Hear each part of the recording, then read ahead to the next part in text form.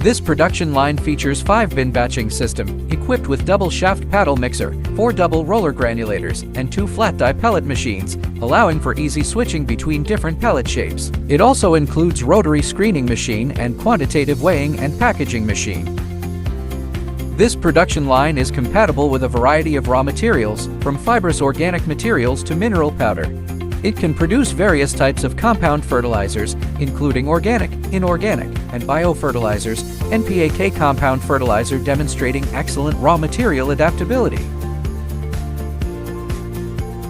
The finished product boasts superior strength, a pelletizing rate of up to 85%, producing high-quality pellets without the need for drying, resulting in extreme energy savings. The process is flexible and controllable by switching between different granulators. The specifications and shapes of the finished pellets can be quickly changed to meet diverse market demands. The production line has a compact layout, advanced technology, and stable operation. The entire production process generates no wastewater or exhaust gas emissions, ensuring a clean working environment that meets stringent environmental protection requirements, resulting in low investment, quick returns, and high economic benefits. The complete set of equipment has a scientifically designed layout, is easy to maintain, and operates reliably.